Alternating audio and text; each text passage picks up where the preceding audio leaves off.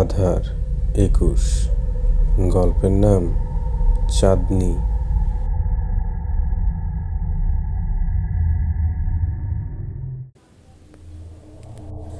ক্যালেন্ডারে তখন ২০১৩। অ্যাডমিশন টেস্টের জন্য ঢাকায় এক ফ্রেন্ডের বাসায় উঠেছি। ওর নাম নিশীথ। ওদের বাসায় ও আর ওর বড় ভাই থাকতো।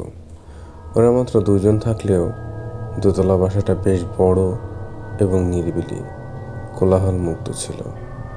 ওরা গত মাসে এই বাড়িতে উঠেছে। শুনেছিলাম বাড়িওয়ালা নাকি লন্ডনে থাকেন। নিচতলায় একটা রুমে একজন বৃদ্ধ থাকেন। বাড়িটা উনি নিজেই দেখাশোনা করেন। ওদের বাড়িটা বেশ পছন্দ হলো। নিজের খরচ মেটাতে টিউশন নিয়েছিলাম। বাসার অর্ধেক ভাড়া আমিও দিতে চেয়েছিলাম, কিন্তু ভাইয়া কিছুতেই রাজি হলো না। বাসা ভাড়া তুলনামূলক কমই ছিল। আমি বুঝতে পারলাম না, এত সুন্দর বাড়ি বানিয়েও বাড়িওয়ালা কেন সপরিবারে বিদেশে চলে গেল। এক রাতে ইলেকট্রিসিটি চলে যাওয়ায় আমার আর নিশাতের ঘুম ভেঙে গিয়েছিল। আমরা ফিলোসফি নিয়ে গল্প করছিলাম। জানালা দিয়ে চাঁদের স্নার আলো ঢুকছিল। নিশাত বলে উঠল, চল ছাদে যাই। চট করে দুজনে নিচতলার দাদুর কাছে থেকে বলে কয়ে চাবিটা নিয়ে ছাদে উঠলাম। ভেবেছিলাম দাদু বারণ করবেন, কিন্তু তা না। হারিকেন ধরিয়ে দিলেন কেবল। বললেন, নিয়ে যাও এটা। ছাদে উঠলাম। পূর্ণিমার চাঁদ উঠেছে আজ আকাশে। মেঘহীন আকাশ ভরা মিটিমিটি তারা। সেই আলোয় চারপাশ থই থই করছে, আর সঙ্গে কাঠগোলাপের মিষ্টি গন্ধ আর মৃদু হাওয়া। আমরা বেঞ্চিতে বসে গল্প করছিলাম। এমন সময় নিশাত বলল ও ওয়াশরুমে যাবে। আমি বললাম, হারিকেনটা নিয়ে যা, হয়তো সিঁড়িতে উল্টে পড়বি। ও মজা করে ভয়ার্ত হাসি দিয়ে বলল, তুই একা ভয় পাবি না তো? আমি সাহসী একটা মুখ করে বললাম, আমি ভয় করি না। ও যাওয়ার কিছুক্ষণ পর পেছনে মেয়েলি কণ্ঠে হালকা কাশির শব্দ শুনে ঘুরে তাকালাম। দেখি এক রূপবতী তরুণী আমার দৃষ্টি আকর্ষণের জন্যই কাশি দিয়েছিল। জিজ্ঞেস করল, আপনাকে তো আগে দেখিনি, নতুন এসেছেন? বললাম, হ্যাঁ। আপনি কি নিচতলায় থাকেন? উত্তরে বলল, হ্যাঁ। এভাবে আমাদের মধ্যে টুকটাক কথাবার্তা হচ্ছিল। হঠাৎ কাঁধে কারো হাতের স্পর্শে পিছনে ফিরে দেখি নিশাত। পাশে তাকিয়ে দেখলাম মেয়েটিও নেই। ওকে জিজ্ঞেস করলাম, কখন এলি? বলল, মাত্রই। তুই একা একা কি বিড়বিড় করছিলি? মনে মনে ভাবলাম, হয়তো ওর আসার শব্দ পেয়ে মেয়েটা আগেই চলে গেছে, আমি খেয়াল করিনি। নিশাতকে জিজ্ঞেস করলাম, আচ্ছা, নিচতলায় দাদু একাই থাকেন? ও বলল, হ্যাঁ, উনি একাই থাকেন। মনে প্রশ্ন জাগলো, তাহলে মেয়েটা কি মিথ্যা বলল? নিজেকে সান্ত্বনা দিলাম এই ভেবে যে নিশাত হয়তো মেয়েটির ব্যাপারে জানে না। ওকে আর কিছু না বলে সেদিন আর কিছুক্ষণ পর নিচে নেমে এলাম। তার কিছুদিন পর নিশাতের বাবার অসুস্থতার খবর পাওয়া গেল। নিশাত আর ভাইয়া গ্রামে যাওয়ার জন্য প্রস্তুতি নিচ্ছিল। আমি বাড়িতে একাই রইলাম।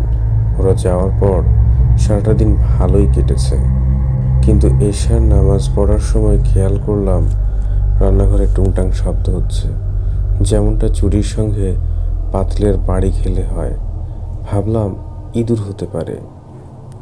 পরক্ষণেই টিভির রুম থেকে টিভির শব্দ পেলাম, কিন্তু বাসায় তো আমি একাই ছিলাম। গিয়ে দেখি আসলেই টিভি অন। ভাবলাম কোনো যান্ত্রিক সমস্যা হয়েছে।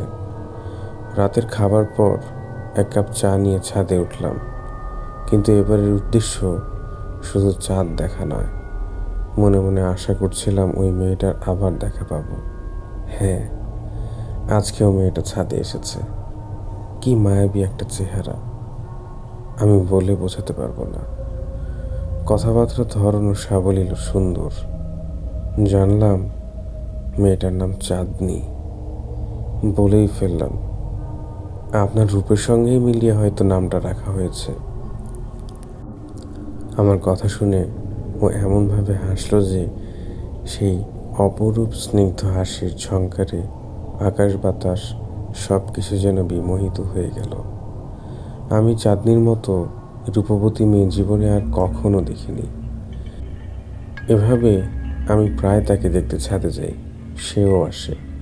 এর মধ্যে একদিন নিশাত জানালো তার ফিরতে আরও 1 সপ্তাহ দেরি হবে। মনে মনে খুশি হলাম। শেষবার ফোনে বলেছিল, রাতে খুব প্রয়োজন ছাড়া বেরোবি না, দরজা খুলবে না, কত কি। কিন্তু খুশিতে ওর কোনো সতর্কবাণী কানে ঢুকলো না। আমি টের পেলাম আমি সেই স্নিগ্ধ হাসির প্রেমে পড়েছি। আমার যত শত জল্পনা কল্পনা এখন চাঁদনিকে ঘিরে। প্রথম প্রেম বলে কথা। তার ভাষ্যমতে সে যেহেতু নিচতলায় থাকে, একদিন আমি তাকে বললাম দিনের বেলায় ছাদে আসতে, কিন্তু সে রাজি হলো না। বলল তার দাদা যদি জানতে পারে খুব রাগ করবেন আর ছাদে আসাও বন্ধ করে দেবেন। চাঁদনি প্রতিদিন প্রায় একই সময় ছাদে আসতো। তার পরিবার নিয়ে জানতে চাইলে সে বলল ছোট থেকেই ওই দাদুর কাছে বড় হয়েছে। দাদা ছাড়া তার আপন বলতে আর কেউ নেই। তার কথা শুনে আমার মায়া হলো, তাই তাকে এ বিষয়ে আর কিছু জিজ্ঞাসা করলাম না। অ্যাডমিশনের সময় ঘনিয়ে এসেছে, কিন্তু পড়ালেখার মন দিতে পারছিলাম না। মনে হতো আমি একা থাকলে চাঁদনি আমার সঙ্গে থাকে। ওকে অনুভব করতাম। রাতে শুতে গেলে মনে হতো ও পাশে বসে আমার মাথায় হাত বুলিয়ে দিচ্ছে। নিজেকে বোঝাতাম এখানে কেউ নেই, তবুও মনে হতো চাঁদনি যেন আমার পাশে আছে, আমাকে দেখছে। আমি সিদ্ধান্ত নিলাম ওকে আমার মনের কথা জানিয়ে দেব, তাহলেই হয়তো এই অদ্ভুত অনুভূতির সমাধান হবে। সেদিন প্রথমবারের মতো প্রেমপত্র লিখেছিলাম। ঠিক সময় মতো চুপি চুপি ছাদে গেলাম। আমার পেছন পেছন নিশাত আসছিল, কিন্তু আমি তা জানতাম না। অনেকক্ষণ অপেক্ষা করলাম, চাঁদনি এলো না। ভাবতে লাগলাম এমন কি হলো যে আজও আসছে না। তাকে একটিবার দেখার জন্য ব্যাকুল হৃদয়ে বসে রইলাম। অনেকক্ষণ পর নিশাত ছাদে এলো। আমার হাতে থাকা চিঠিটা নিল এবং সবটা খুলে বলার জন্য বলল। ও আমার হাত ধরে নিচতলায় নিয়ে গেল। সেখানে দাদুর রুমে বসলাম। এত রাতে উনি জেগেছিলেন, যেন আগে থেকে জানতেন আমরা আসব। নিশাত দাদুকে বলল, আপনাকে তো আগেই বলেছিলাম শুভ প্রায়ই রাতে ছাদে যায় আর কারোর সাথে কথা বলে। ও দিন দিন অন্যমনস্ক হয়ে যাচ্ছে। আজ নিশ্চিতভাবে জানলাম ও কোনো মেয়ের সঙ্গে কথা বলতেই ছাদে যায়। আপনাকে আজ সবটা খুলে বলতেই হবে। আমি জানি আপনি এই বিষয়ে কিছু জানেন। দাদু বাধ্য হয়েই বলতে শুরু করলেন, এই বাড়িতে আমি আছি প্রায় 25 বছর। আজ থেকে প্রায় 25 বছর আগে রাস্তায় এক অনাথ শিশুকে পেয়ে তাকে আমার সঙ্গে নিয়ে আসি। আমি জানতাম না ওর মাকে, বাবাকে বা তারা কোথায় থাকেন। শুধু জানতাম মেয়েটির নাম মায়া।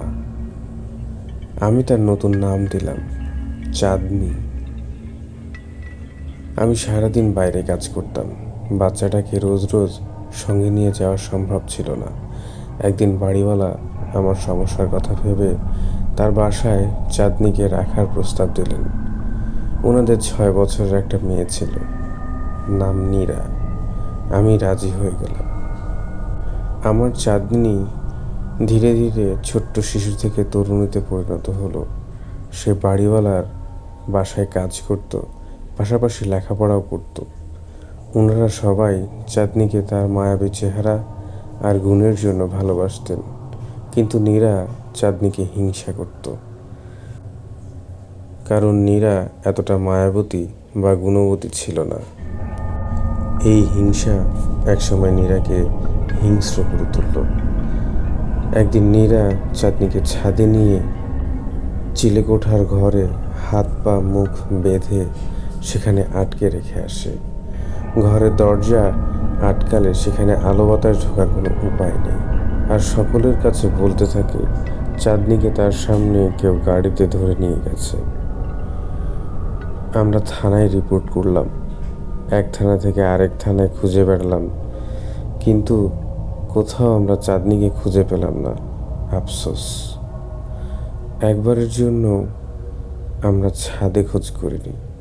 আমাদের বিশ্বাস ছিল কেউ চাঁদনিকে কিডন্যাপ করে নিয়ে গেছে। জানি না কত কষ্ট সহ্য করে আমার চাঁদনি মারা গেছে। অনেকদিন পর একদিন আমি ছাদে যাই গাছে পানি দিতে। চিলেকোঠার ঘরটায় তখনও যাওয়া হতো না, কিন্তু নিড়ানি আনতে ভেতরে ঢুকলাম।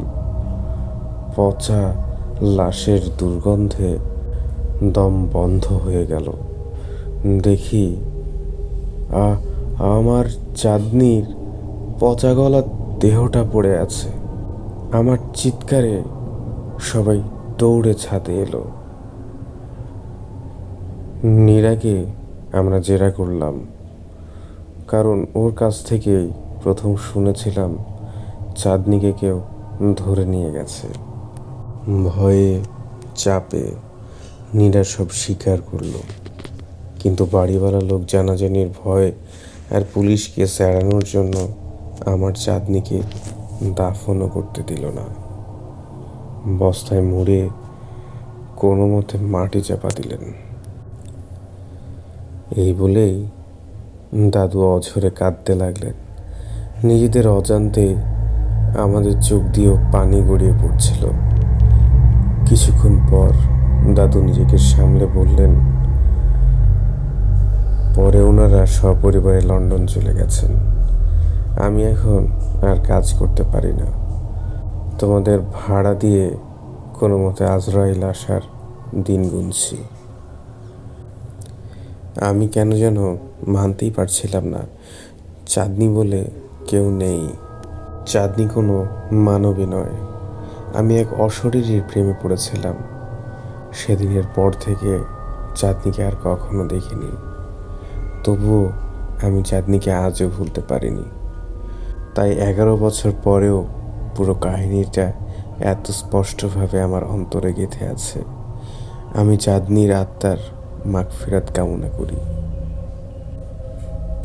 কাহিনীটা আমার খুব কাছের একজনের কাছে থেকে শোনা, তাই বর্ণনাটা বলার সুবিধার্থে তার ভাষাতেই তুলে ধরেছি। গল্পটা কিছুটা দীর্ঘ হয়ে গেছে, তবে বলতে গিয়ে কথকের চোখের কোণে জমে থাকা অশ্রু আমাকে গভীরভাবে স্পর্শ করেছিল। লেখার কোনো ভুল ত্রুটি হলে তা ক্ষমাসুন্দর দৃষ্টিতে দেখবেন।